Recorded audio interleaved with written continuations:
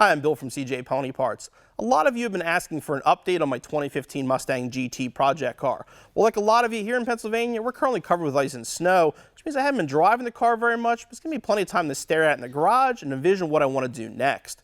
Ever since I got the car, my main goal has been something along the lines of an ultimate street car. I want a car that looks great, handles great, has excellent street manners, and best of all, I want horsepower. So far as horsepower goes, I've added a Ford Racing exhaust system and a custom tune. While these basic bolt-ons definitely made a difference, they're not going to get me to my horsepower goal, which is 600 to 700 horsepower. To do that is going to require a power adder. I've been doing a lot of research on what I wanted to do, decided to go with a Ford Racing Roush Phase 1 Supercharger Kit. It wouldn't be a CJ Pony Parts video if we didn't show you how to install it, so today we're going to show you how to do that using my 2015 Mustang GT. Ford Racing teamed up with Roush to offer the Supercharger Kit for your 2015 Mustang GT with manual transmission that'll take you from 435 horsepower all the way up to 627. The heart of the kit is the R2300 TVS blower. The TVS is a twin screw design which will offer excellent low-end torque and horsepower, also gives expandability to put a smaller pulley on and add more horsepower down the road. The Supercharger Kit replaces the intake manifold with obviously the supercharger, this lower section here, which is an intercooler. The intercooler again makes it great for a street car because it can keep your inlet temperatures down. Because of the great relationship between Roush and Ford Racing, the install on this kit is almost OEM quality. Everything looks and feels like genuine Ford parts, and everything necessary is included for the installation, including the cold air kit, new coolant bottle, heat exchanger, new fuel injectors, new spark plugs, a new throttle body, and every piece of hardware necessary for installation on your 2015 Mustang GT. The installation for the Roush Supercharger is going to be quite involved. Roush suggests about 10 hours for installation. I would expect to take every bit about that because, like I said, there is a lot to do for this installation. The first step I would do is print out the instructions. Roush does not include instructions, but has them on their website as a PDF file. You can download and print it out. Obviously, you can go off your laptop if you want. For me, this is a lot easier. The first step of the installation is going to be disassembly. The first thing you're going to want to do before anything else, though, is remove your computer. The computer has to be reflashed with a Roush tune to work properly with the supercharger. If you have a local dealer you work with or somebody with a proper flash tuner, you can do this yourself. If not, you'll have to send it out to Roush, and they do charge you $100 to put the tune in your car, which is definitely very reasonable. The next step is going to be basically disassembly, and then modifications, and then finally installation of the Supercharger Kit. We're not going to do our standard tool list for this installation because of how many tools are actually involved with it. We suggest watching the video in its entirety to get an idea of what you're going to need to complete this installation at home. The install begins oddly enough in the back seat of the car. The very first thing we're going to do is disconnect the fuel pump module so we can get fuel pressure out of the system. The module is located behind the driver's side underneath the back seat cushion.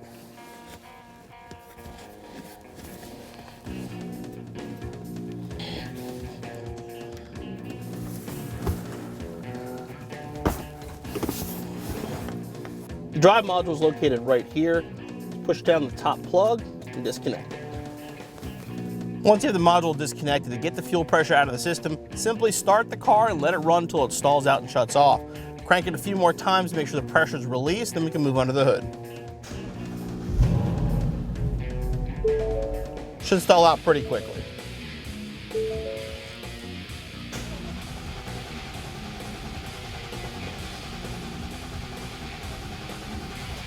Okay, we should be good to go. Now we can begin disassembly under the hood. Before you get too far, there's a couple things you want to keep in mind. One, it's not a bad idea to ask for some help. The supercharger assembly is quite heavy. Lifting down the engine, help will definitely make it easier. The second, get yourself some good quality fender covers. We have a huge selection here of CJ's, these gripper covers. Do a great job of sticking to the fender so they don't slide around. They also protect your paint. Now we can disconnect our battery. The computer's located here on the passenger side underneath your fuse box. To get to it, these little plastic connectors in the fuse box, simply push these in and it'll lift this kind of up out of the way.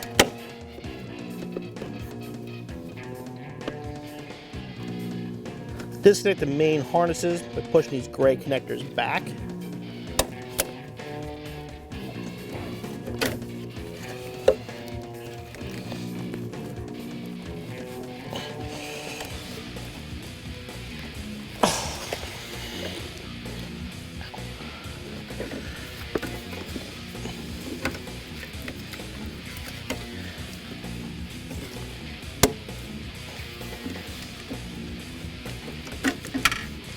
Then remove the two bolts holding it to the bracket.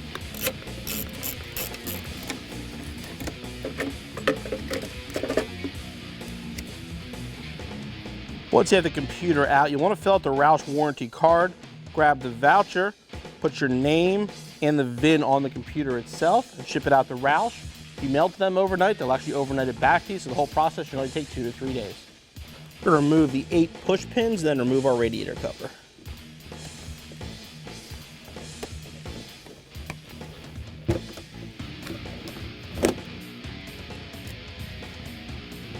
Now you want to get the car off the ground and remove the wheels. First we're doing with the car off the ground is remove the splash shields.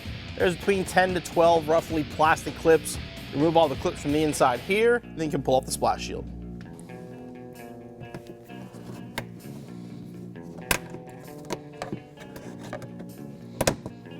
Now we can remove the splash shield. Push the edge in and then sort of fold it in half.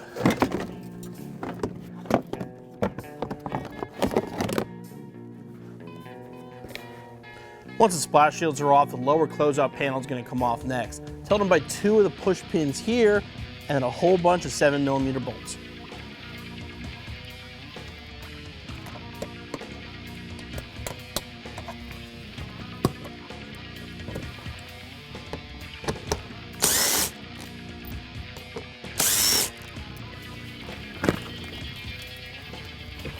Once the cover's off, we can work on draining the cooling system. Start with the degas bottle.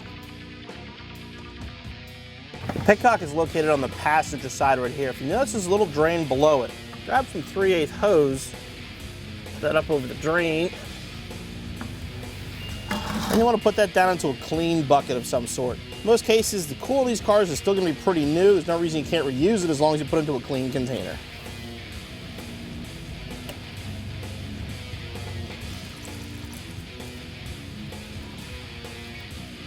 While the coolant's draining, we're going to remove the strut brace next.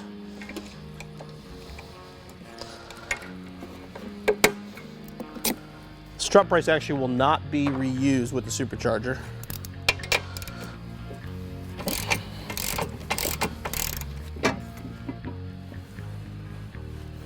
We can pop the engine cover off. Another part obviously that will not be reused.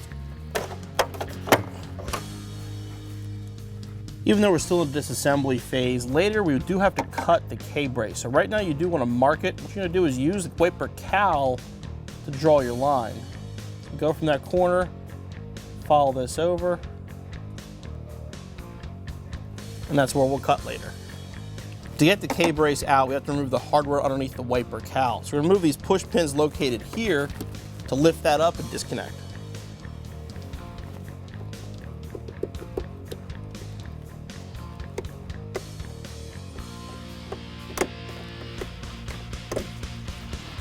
Now we can remove the hardware to remove the K-brace.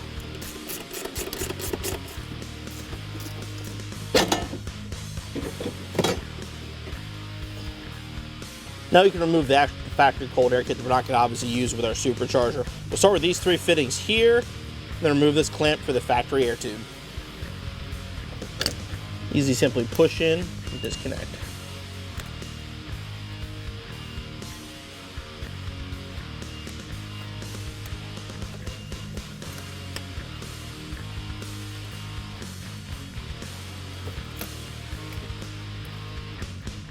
Now pull the red slide out underneath, disconnect the mass air meter plug.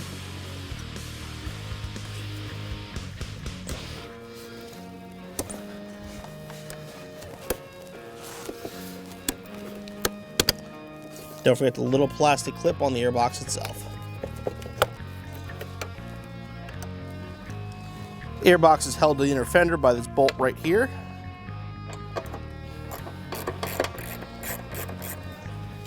Last step for the airbox, we're going to disconnect at the throttle body.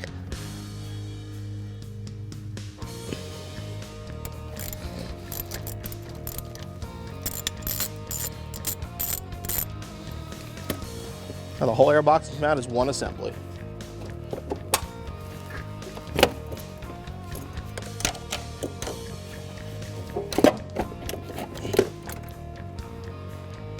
To remove the rest of the sound composer tube is actually a little bit tricky. There's a 10mm nut on the firewall. You kind of have to reach in from the front of the engine from underneath and get a small wrench in there and you can remove it. Once the nut's off, we can remove this imposer. This little plastic clip here. Just pop that off. There's another one back here.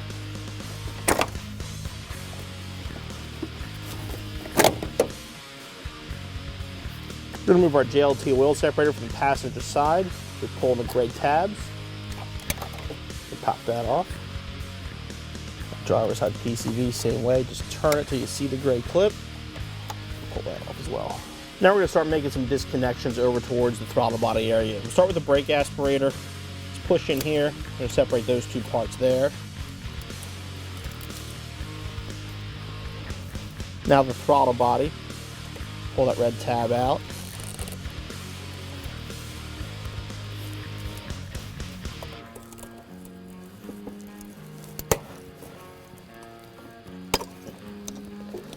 Connect that and push it aside.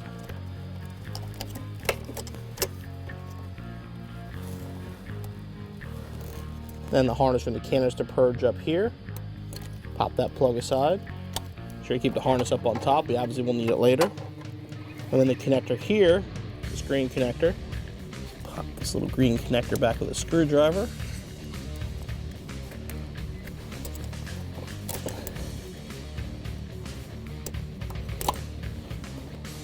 That. Remove the whole tube. So remove this here. And pop it off the cam cover. Disconnect here, and then finally disconnect the booster. It's the same kind of green connector to throttle body. Now we'll disconnect the fuel hose from the factory fuel rails. I'm going to grab a rag of some sort, because even though we did purge the fuel system earlier, you still will probably get a little splash of fuel left in here.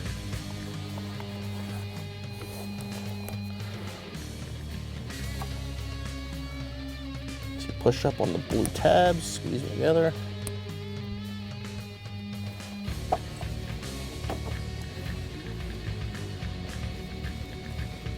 And disconnect. Once the fuel line is disconnected, we're going to move on to the brake booster hose. It connects here to your throttle body. So release this clamp here. These two nuts hold it to the intake manifold. And finally, it's clamped back here at the booster.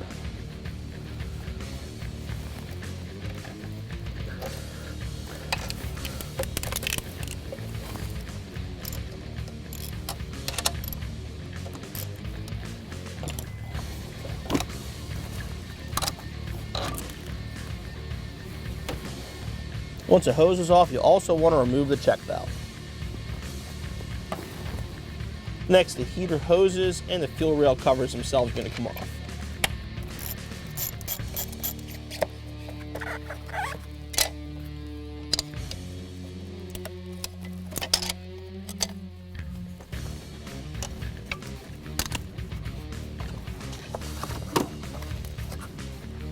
Once the covers are off, remove the heater hoses. Simply squeeze these two white clips together and lift straight up.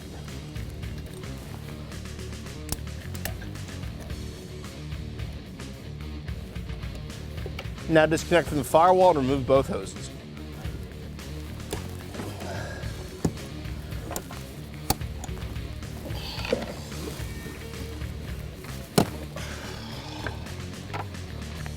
And remove the hoses from the degas bottle to the engine.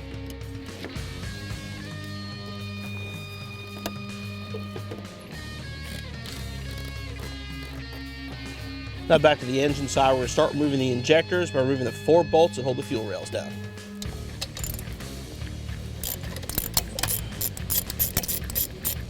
Disconnect each injector, pushing on a little plug and popping the harness off.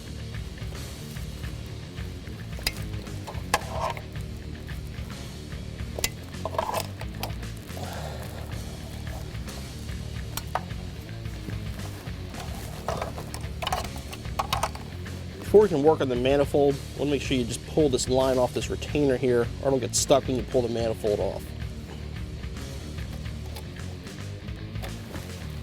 The intake manifold is held to the engine by 3 bolts per side. Remember, they actually will not come off, just get them all the way out. The intake manifold is now ready to come out. This is one of those parts where having an extra set of hands will make your life a lot easier. Once you get the intake out, the 15 has a charged motion plate. You have to actually get all 4 plugs for the plate, the 2 push pins, and the harness all disconnected behind the intake manifold, kind of as you're lifting it out. So like I said, an extra set of hands will definitely make this part easier.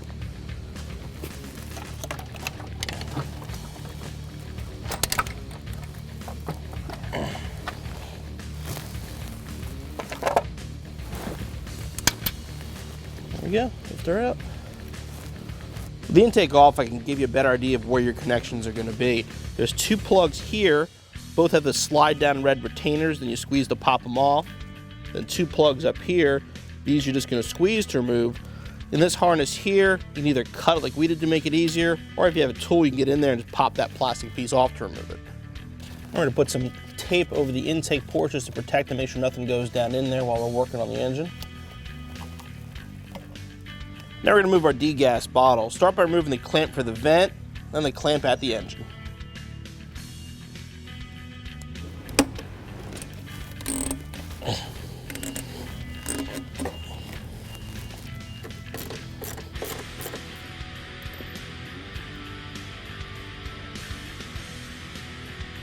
Once the degas bottle is out of the way, we're going to remove the upper radiator hose. There will still be some coolant in here, so you want to grab a rag, remove the clamp here, and push down on the spring and remove it on this side.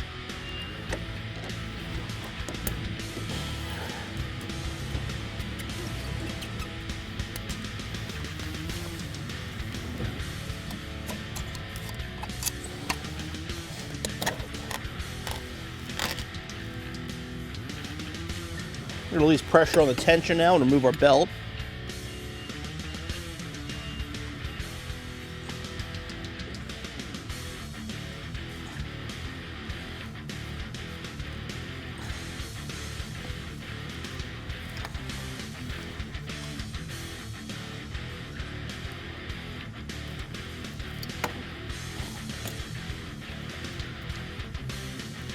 The electric fan is going to come out next. Start by disconnecting the harness over here. There's 1 bolt on each side holding it on.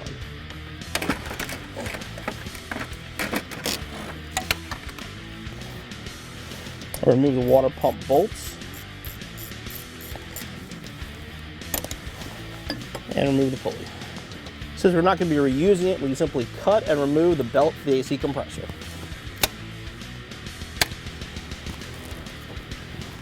We're going to unclip the passenger side wiring harness from the engine here and just push it aside.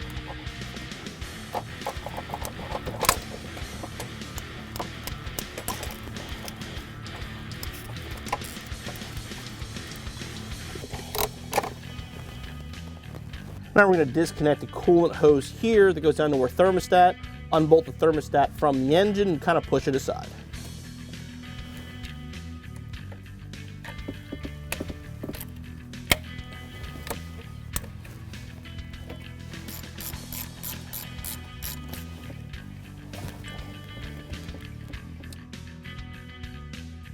We're going to remove the water pump itself.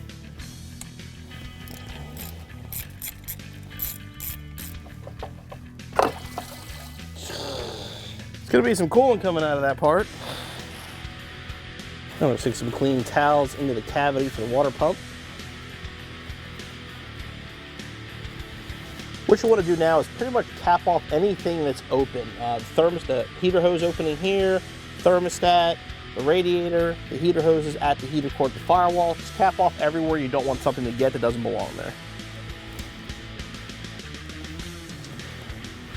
Once everything is capped off, that actually finishes our disassembly stage. We're done taking apart, and we're going to modify some of the factory components before we begin the installation. The first thing we're going to modify is the brake booster aspirator hose assembly. What we're going to do is grab that assembly as well as the check valve we removed. First thing we're going to do is separate this end hose here from the metal by releasing this clamp.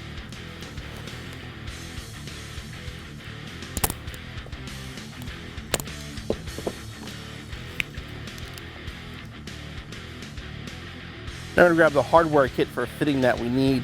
The instructions are going to say hardware kit A, D, G, H. The letter is actually right there. So it's 1315 TVS hardware kit D is what that stands for. We're going to use the 1/2 to 3/8 reducer here. Put that into the end of the hose that we just removed that has the double clamp on it.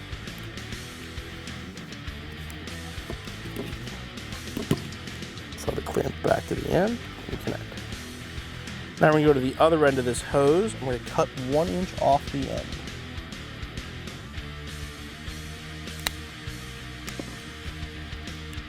Now we'll go back to the other assembly here. Carefully remove this foam sleeve, sort of roll it back with your fingers. Once that's off, we're going to remove the split loom here as well.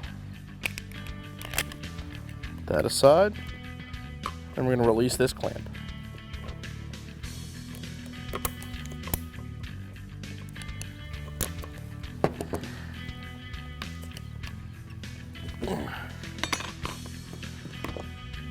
Remove the split loom from this curved tube here next. Then we're going to cut that off.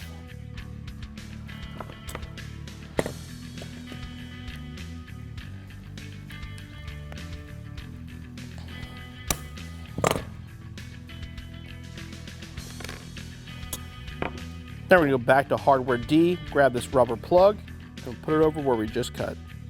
Now we're going to go to this larger curved hose here. Start by removing the split loom. And what we're going to do is loosen this clamp and take the hose and basically flip it over 180 degrees.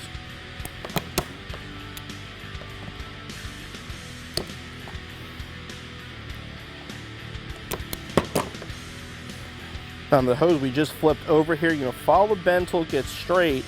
Then we're going to go up 2 inches. And then we're going to cut this off.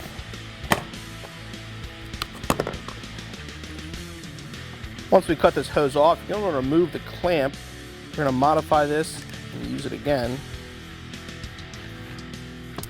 I'm going to cut the clamp down. If you're left with a sharp edge, you want to file it down and make sure it doesn't cut the hose.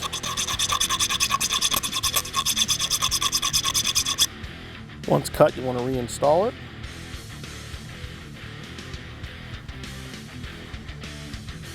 Let's leave it right on the end. Then we're going to move on to this hose. Again, we're going to take 2 inches off the end. Now you grab the check valve we removed earlier, put it in the hose that we just cut, and then slide the clamp up and over. Now on the other side of the hose with the plastic fitting, right where the bend is here, you're 3/4 of an inch down, and then we're going to cut that.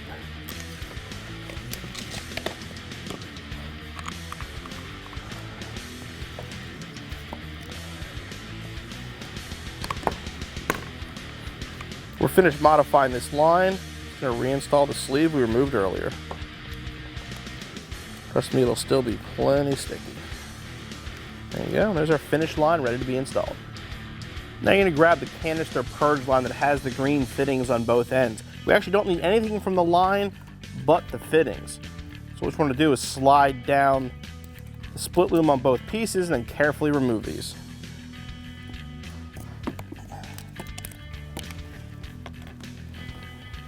Now you're going to grab the 36-inch 3/8 rubber hose included with the kit and the sleeve from Hardware Kit D. Wrap the sleeve around the hose. Then we'll pull out the sleeve, grab some of the supplied clamps, again from Hardware Kit D. Put that over. Install the fittings we just removed from the factory hose.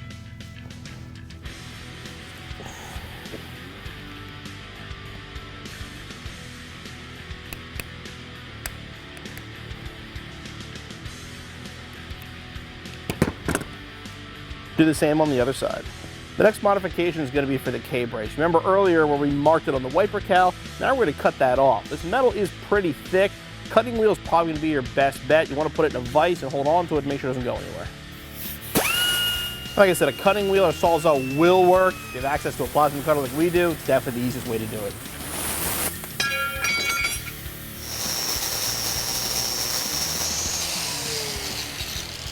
I'll throw a little bit of paint over the edge where we just cut to protect it.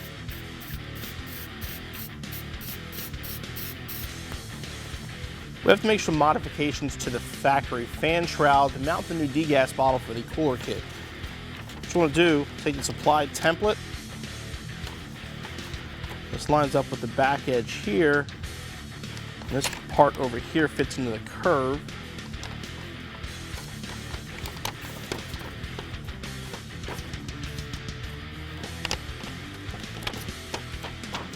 to get it kind of where it goes.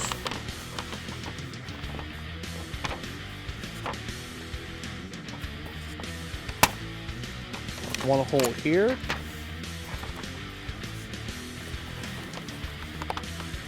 One here. And then we're going to mark the corner of these rectangles.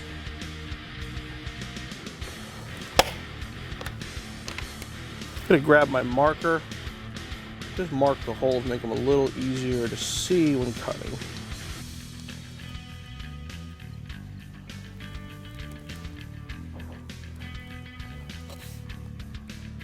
What we're going to do is drill these 2 holes out here.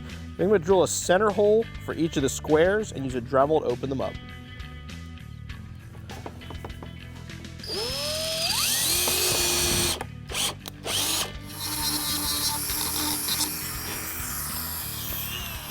What I want to do now is grab the new coolant bottle. There's a little tab that goes in the opening there.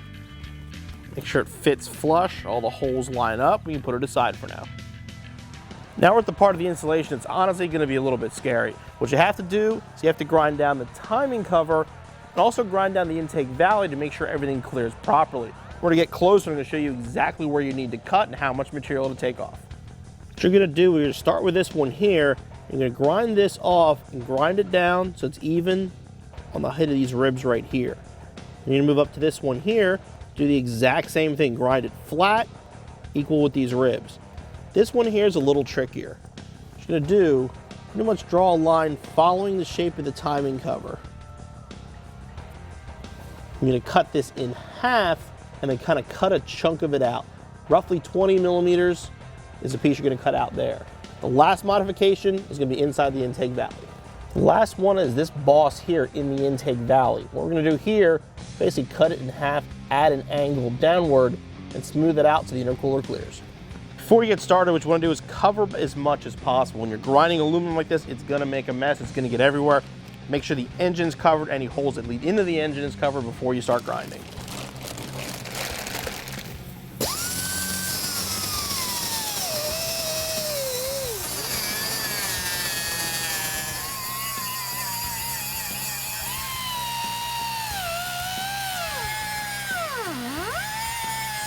Once we got it done, we're going to measure it.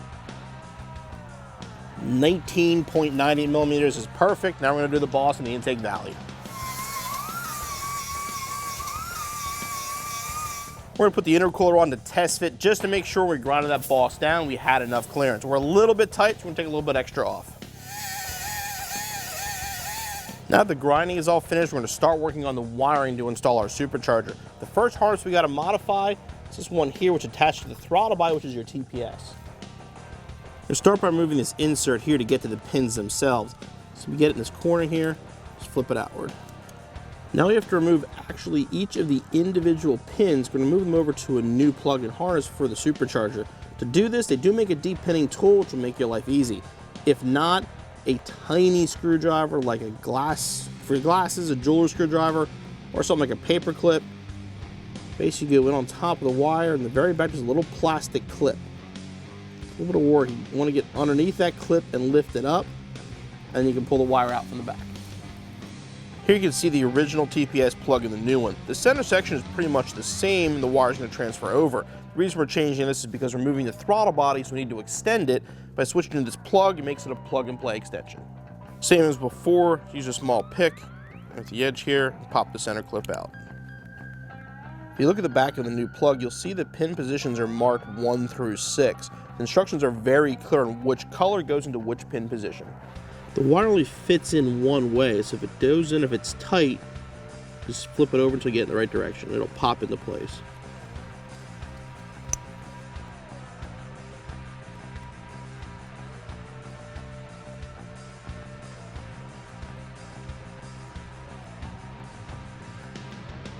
Make sure all the wires are snug, and we'll reinstall the cap.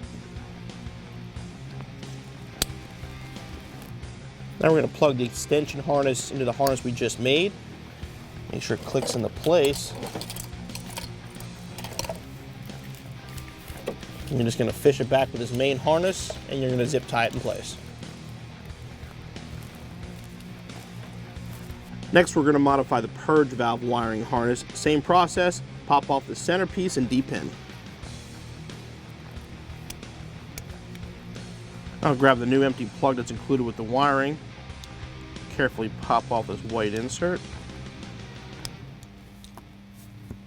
Now we'll hit the wires we just removed and install them in this plug. Again, you've got pin position 1 and pin position 2. The instructions tell you which wire goes where. Now we'll connect the new extension. Once it connects, double check your colors are the same, white and white, green with green. If you have them reversed, you put the pins in the wrong place on this plug here. Just like the other one, we're going to fish it towards the back, and we're going to zip tie it on. Now you'll grab these two sensors from your wiring harness kit. The one with the wire attached to it is going to connect to your IMRC sensor wire that's plugged into your passenger side. This one is going to go on the driver's side. Plug that in, just leave the wire laying over the cylinder head on this side. And this gets plugged into the other side, the driver's side. While we have the harness here, we're going to remove this ground strap. Later in the installation, we do have to open this up for the new bracket, but for now, we're just going to remove it and get it out of the way.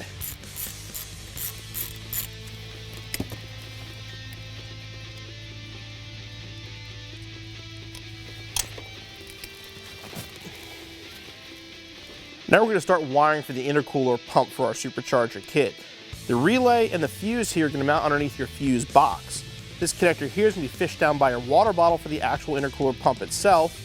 These two connectors go to the back of the engine on top of the transmission, back where our CMCV wiring is. The power is going to go to our fuse box, and the grounds go to a factory ground on the strut tower. Release the tabs here. Lift our fuse box up. This hole here is where the relay and the fuse are going to mount. The kit includes hardware with a bolt proof from the front with a nut on the back.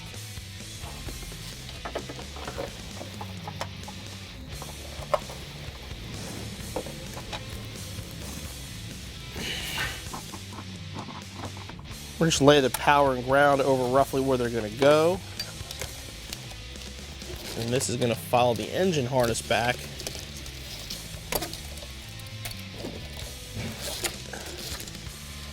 Now we're going to take the harness that we fished back behind the engine and disconnect the radio capacitor found on the back of the driver's side cylinder head. What we'll do is disconnect this plug. This is going to kind of plug in line with it.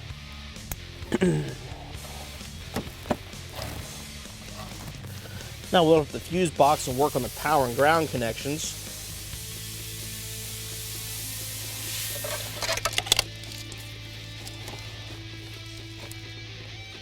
Power, we're going to connect right here.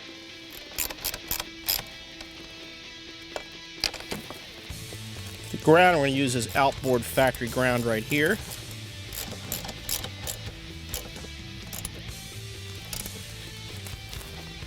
The actual intercooler wire itself, make sure it's fished in front of our washer bottle. We're just going to tuck it down out of the way for now. Now we're going to go down to the valley of the engine. We're going to modify the wiring harness here for our knock sensors. The easiest thing to do is to first disconnect them.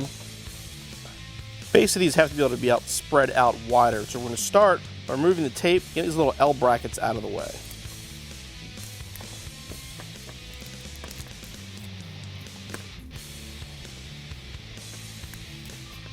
Now we're going to cut the split loom carefully with the wire, cut down this area so we can pull them a little further apart. Now what you want to do is either reuse the split loom or put tape over these once you have them wide enough. Now what we're going to do is we'll plug them back in.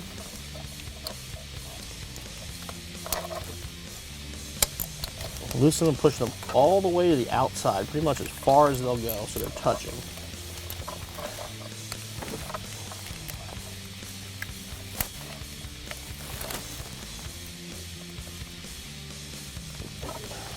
Now we're going to start the spark plug installation by popping off the coil covers. Pop these red tabs up, disconnect each of the coils. Now use an 8mm socket to remove the coil themselves. Do these all at once, one at a time, really doesn't matter.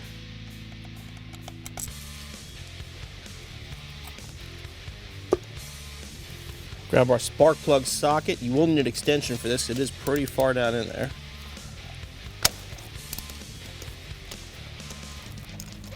Once you get it loose, you can actually just slide the coil back in. That'll need to grip the plug and remove it. The plugs come pre-gapped to 0.9 millimeters. You still want to check them though before you put them in.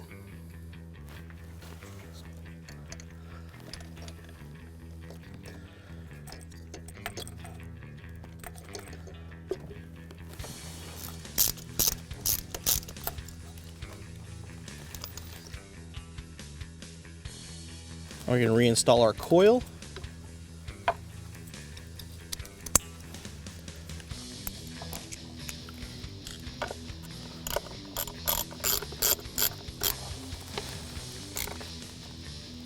I'm going to repeat the process with the other 7 plugs. Now we're finally at the best part, the actual installation. Before we get into it too far, we're going to do some sub-assemblies. There's a few parts we have to add to the existing pieces before they can be installed. We're going to start with the heat exchanger by installing the grommets that are included for mounting. Put the grommet down into the mounting bracket hole. I sort of have to work it in. Is it going to be a tight fit?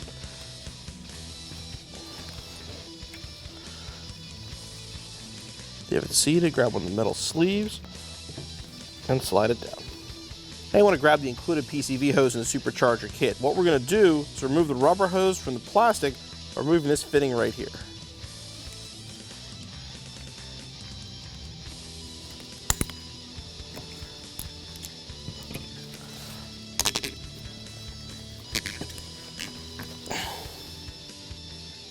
I'm going to release the clamp on the other side of the hose here.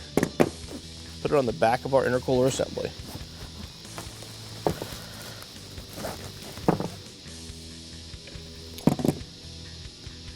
You want to grab your stock intake and take the purge valve off. We're going to move that over to our supercharger. Then we're going to install the valve on the back of our supercharger. Work it in place. Grab the hardware provided in the kit. Do not reuse the factory.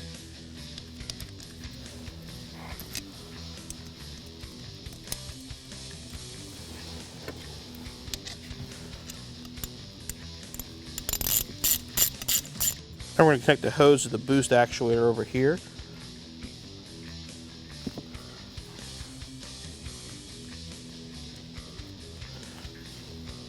I'm going to grab the booster aspirator hose. This is actually one of the ones we modified earlier. This is going to go right on this fitting here, and then we'll tighten the clamp it's still on it.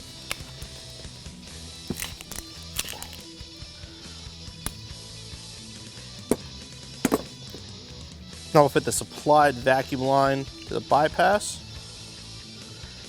It's actually the reference line will be connected later when it's on the car. Push that on there. And then if you haven't already, install the emblem on the supercharger. Now we're going to start prepping our fuel rail by installing our Ford Racing fuel injectors. I'm going to grab these clips here. Basically, if you look at the injector, you'll see there's 2 thin slots right there. What you do is you can take the clip, push in the slot till it locks in place. Make sure the plug is facing out.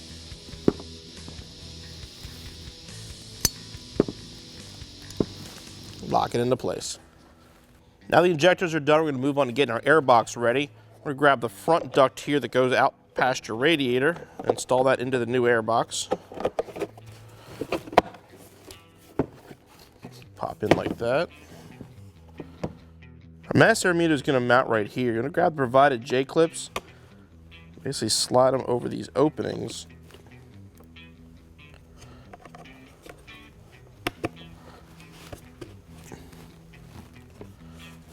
Now the meter goes through from the inside. Line it up with the holes and install the bolts. Now we're going to install the air filter to the mass air meter.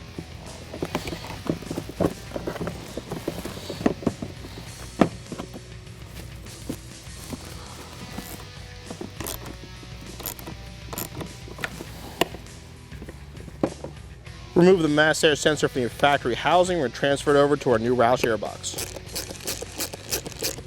Sensor is going to install using the original screws.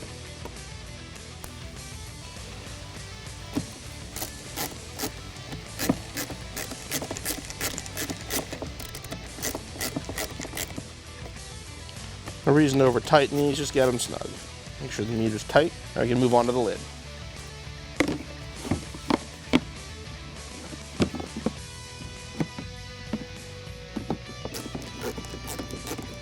We're going to steal a few more parts off our factory airbox. We need this grommet with the sleeve, this grommet here, and this rubber insert on the bottom. Now we'll install these parts on our new airbox. That just sort of sits there.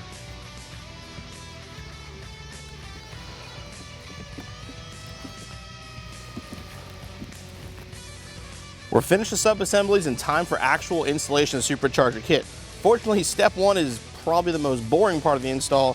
It's a sound delete tube plug off. It's kind of hard to see. You sort of have to sneak your hand down in there, or where the sound tube came off the firewall, you put this in place.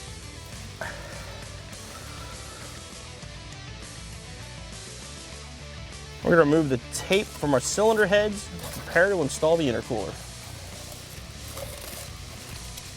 Make sure all the plugs and everything is out of the way, that the surface is nice and clean.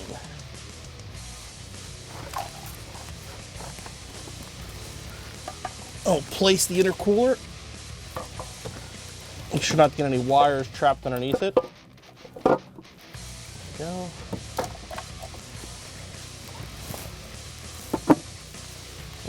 Make sure it sits properly. If it's not sitting flush, you may not have ground everything down. You may have to pull it back out and check it. Everything's in place and we know we're good to go. This is the ground wire we removed earlier that has to actually be fished back to the front corner. The intake is going to be grounded there. So what I'm going to do first, cut this tab off, and then we're going to trim this harness, trim the cover back on this harness so we can move it further back.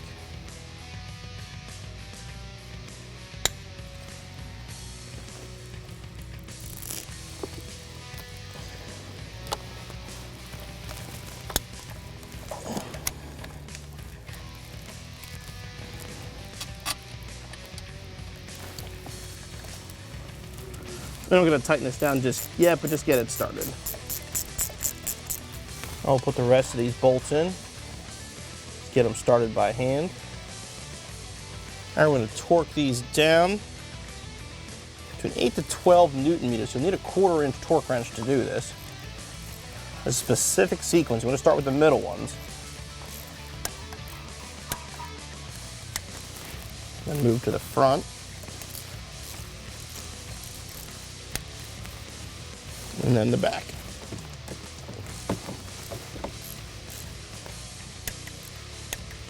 I'm going to plug in the ACT sensor.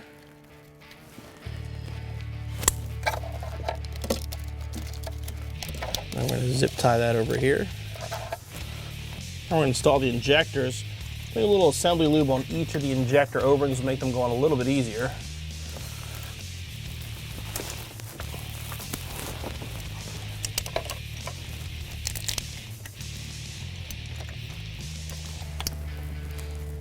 So fuel rails are in place. Reinstall the original hardware.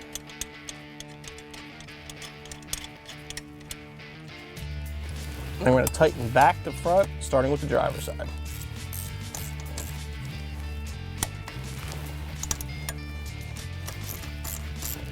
Now we'll plug in the injectors.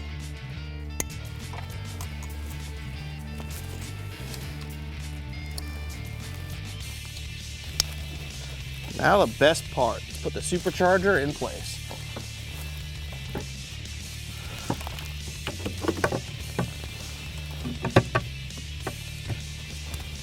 You line it up on the 2 dowels,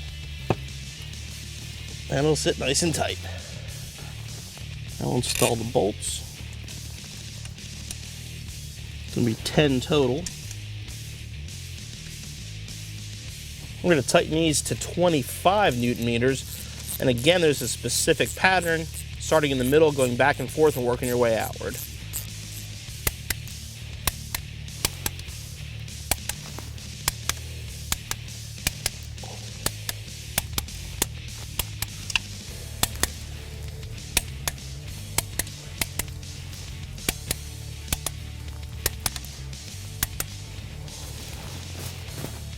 Now the supercharger is tightened down, you can install the pulley.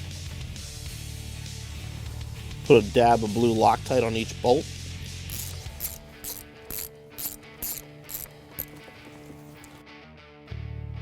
Now we're going to hold the pulley and torque them between 8 and 12 Newton meters. Now we're going to connect the brake aspirator hose we modified earlier. This here is obviously going to go to the booster itself. This line here, connected to this one, is coming from the back of the supercharger, and then this one will go into our cold air intake.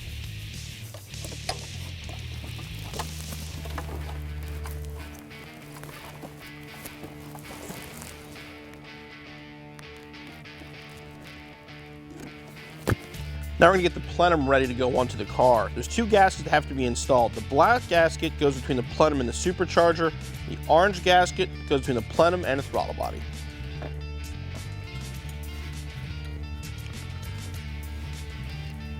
The plenum on the supercharger.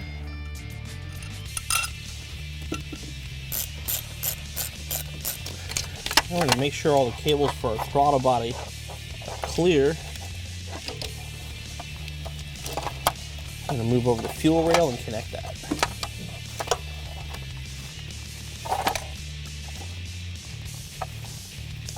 Now we can bolt on our throttle body.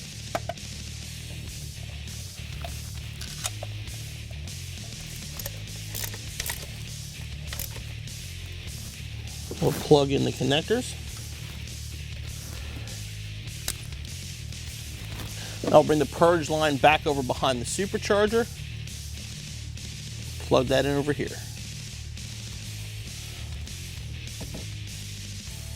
Now we're going to fish the evaporative purge line down to the factory plug and then fish it behind the supercharger and connect it over on the passenger side.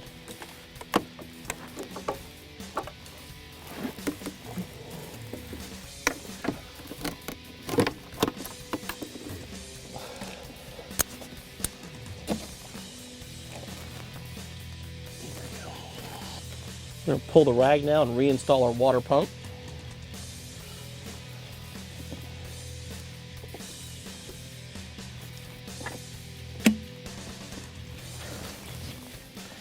We're going to install 3 of the bolts. This one here, we're going to leave out for now. We're going to start running the heater hoses now. We're going to start by removing this top bolt right here. One of the brackets that holds the heater hose is going to go behind it.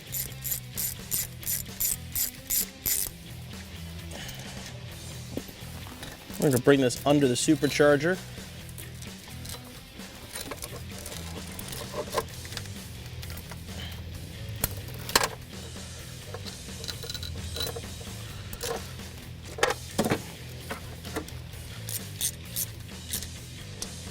We'll fish this back and connect to the lower port.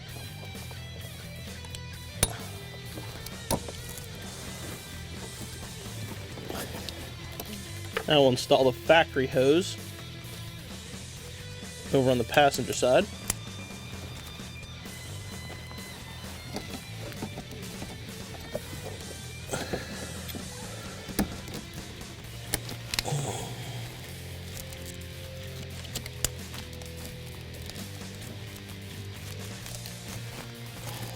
Now we'll connect the passenger side PCV hose.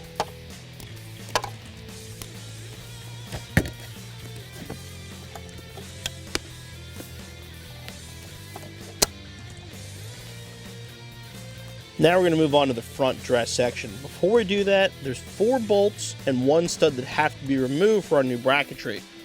1, 2, 3, then down here next to the crank 4, 5 over there.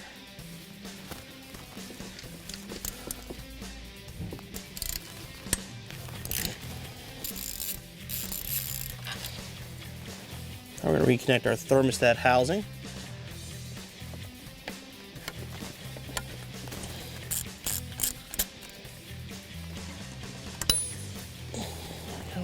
Now we're going to install one of the Roush drive brackets.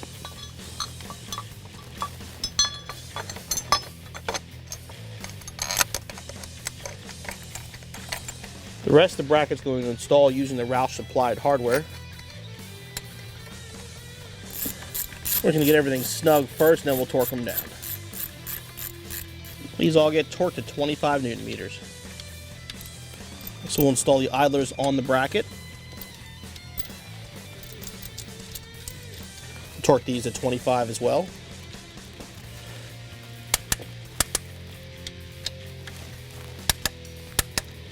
Then we're going to grab the supplied belt. Just going to loosely put it roughly where it's going to go.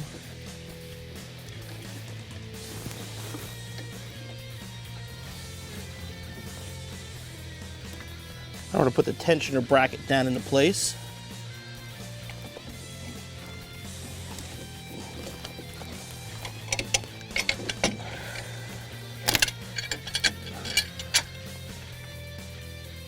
Now we'll torque these down again, 25 Newton meters. Now we're going to put the belt on the supercharger. What you want to do first is pull all the slack towards the supercharger itself. Then make sure the belt is seated on the crank, the compressor, and everywhere else it's got to go properly.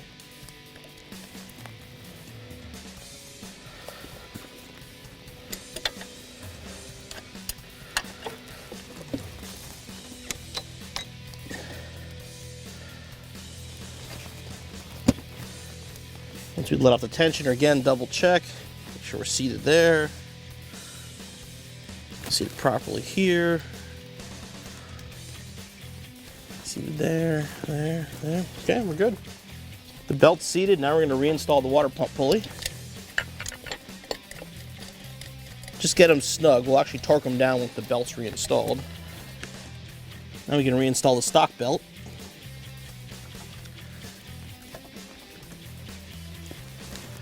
Again, make sure your belt is seated everywhere it's supposed to be.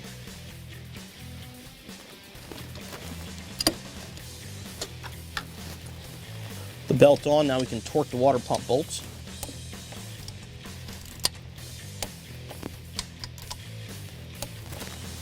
Now we're going to start the heat exchanger installation by removing both outboard bolts for the factory radiator support.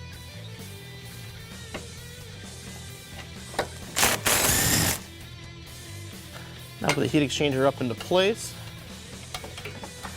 It's going to install using the bolts we just removed.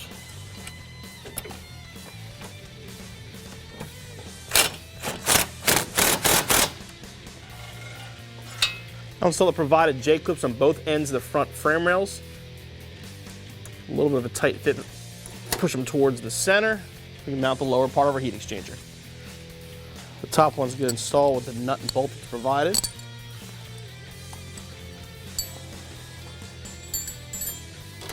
And the bottom screws into the J-clip we just installed. Now we're going to connect the outlet line from our heat exchanger up to our intercooler. You can move this rubber flap aside, sort of feed it through, and we're going to have to come back and trim it.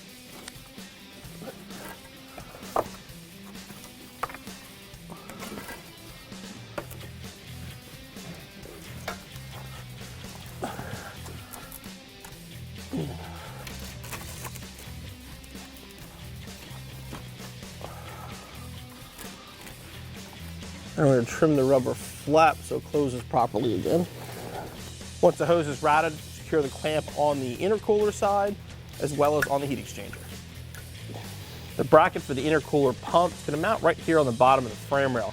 What you want to do is put the bracket up, then we're going to mark the holes and drill them out.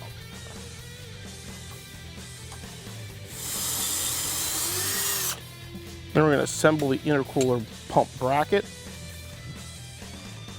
Pump on there.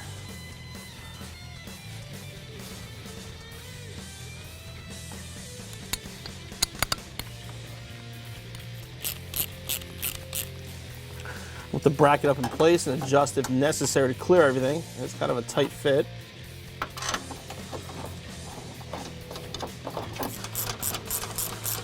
Now we're going to install the hose from the pump over to the inlet on this side of the heat exchanger.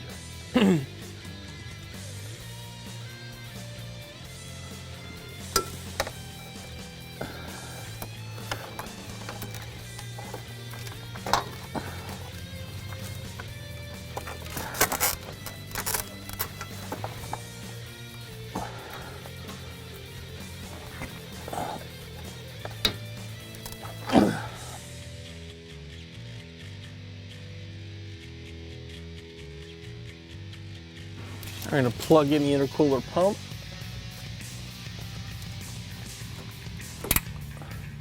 And we'll tie up the harness out of the way. Now we'll continue work on the cooling system by reinstalling our electric fan.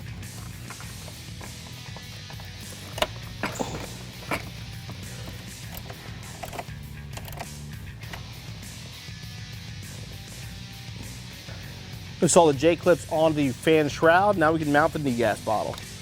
I'm going to mount the intercooler hose to the degas bottle before we install it.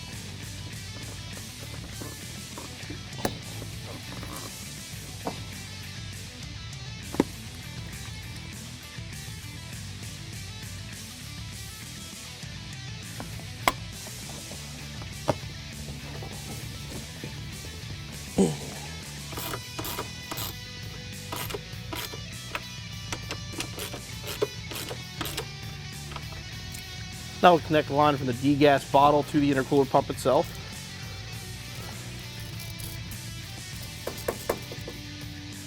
Now the final step, degas bottle to the intercooler.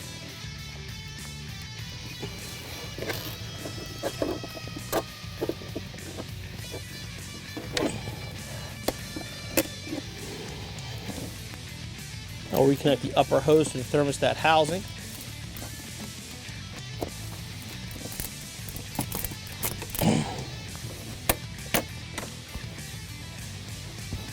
I'm going to reinstall the original degas bottle.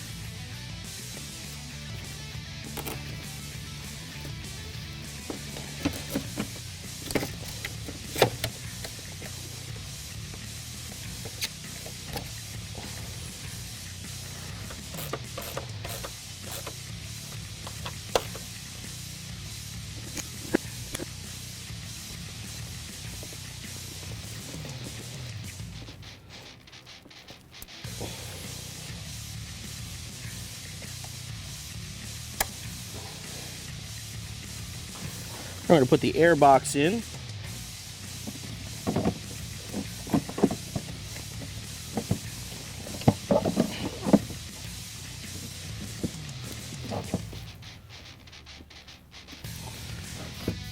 Now we'll reinstall the factory bolt fender.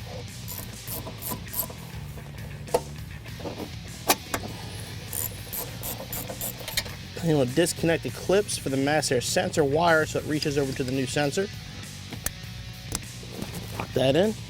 Now we can install the intake tube.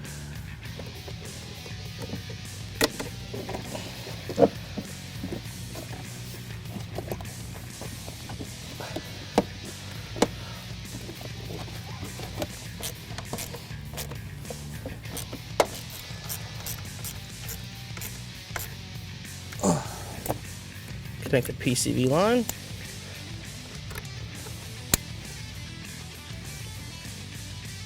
And the line for the brake booster,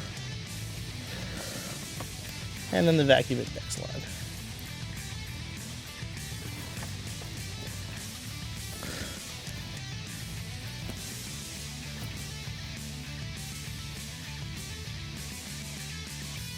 And that concludes the actual installation of our Roush Supercharger kit. Now we're going to reinstall the computer, the K-brace, the splash shields, the underbelly pan, and then we're going to fill it with fluid.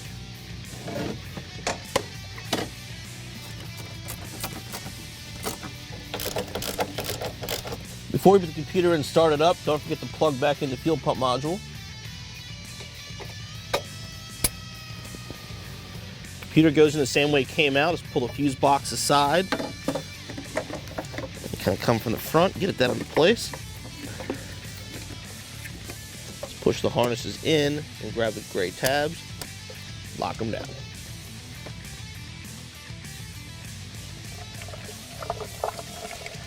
We turned on the key before we fired up to make sure the intercooler pump system is working properly. You can hear the pump, you actually see the fluid working through here. To make sure the level is good, now we're going to fire it up. You know the system's working properly when you can see coolant coming back into the tank. Finally, the moment of truth, let's fire it up.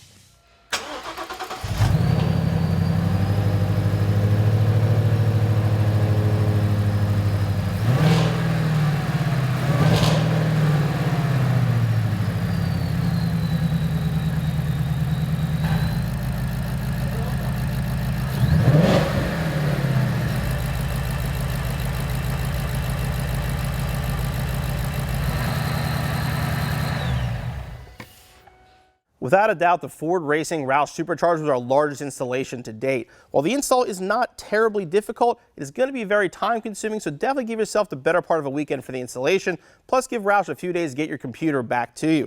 Like I said before, unfortunately there's a lot of snow and ice out here, so no test drives yet, but I guarantee in a future video we'll give you some drives with this, some in-car video, as well as some dyno numbers to know what you're really looking to see. For the best selection of 2015 Mustang install videos like this, make sure you subscribe to our YouTube channel and check out cjponyparts.com for the best selection of 2015 Mustang parts.